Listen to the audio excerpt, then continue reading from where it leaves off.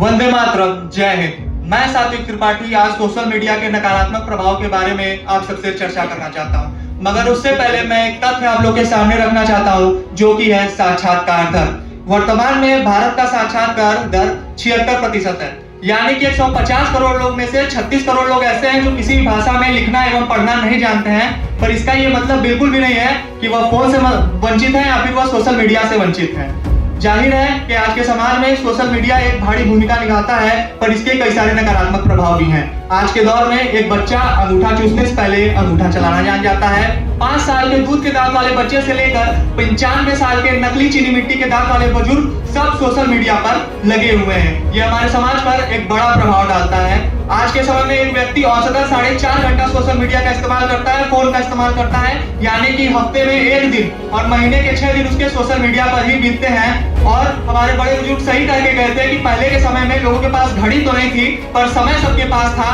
पर वर्तमान में घड़ी तो सबके हाथों में है, पर समय किसी के पास नहीं है। और इस हद तक नहीं है कि अगर हमारे किसी जानने वाले की मृत्यु भी हो जाती है तो हम उसके घर जाना उचित ना समझकर सोशल मीडिया में एक पिक्चर लगा के रेस्ट इन पीस लिखकर सोच लेते हैं कि हमारा काम हो गया और उसके घर पर भी नहीं जाना उचित समझते हैं। यह निंदनीय है, संतोषजनक बिल्कुल भी नहीं है।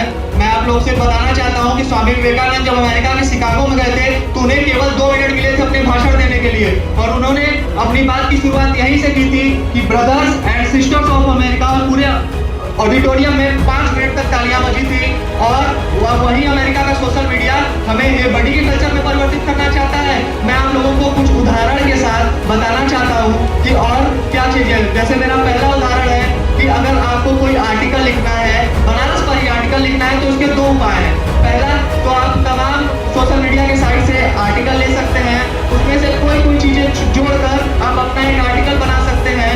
जाहिर है उस आर्टिकल पर नाम तो आपका होगा, पर वो आर्टिकल संपूर्ण रूप से आपका नहीं होगा। और दूसरा रास्ता यह है कि आप स्वयं बनारस में आए, मुमुक्षु का द्वार देखें, मणिकर्णिका का द्वार देखें, घाटों का संग मिले, महादेव का नारा हो, बब्बा ये जग सारा हो, 80 की चकाचौंध से लेकर मणिकर्णिका की सुलगती हुई राह को देखें, और उस अनुभूति से जो आर्टिकल निकल कर आएगा, जो शब्द निकल के आएंगे, वो कुछ अलग होंगे, कुछ अनोखे होंगे। मेरे कहने का सारांश यही है कि सोशल मीडिया का आराम हमें अपनी अनुभूतियों से वंचित कर रहा है, हमें अपनी छठी इंद्रियों से समझकर बूझकर कुछ लिखने में दुष्प्रभाव डाल रहा है। मैं आप लोगों को बताना चाहता हूं कि जब भारत के आजादी का समय था तो गांधी के 33 सालों के संघर्ष में कहां था सोशल मीडिया, चंद्रशेखर आजाद भगत सिंह के बलिदानों में कहां था सोशल मीडिया, जब हमारा संविधान बन रहा था, नई नई चीजें आ रही थी, बाबा साहब BR अम्बेडकर के बुद्धि में मंतव्य में कहां था सोशल मीडिया। मैं अब कुछ पंक्तियां रख के आपके सामने अपनी बात समाप्त करना चाहता हूं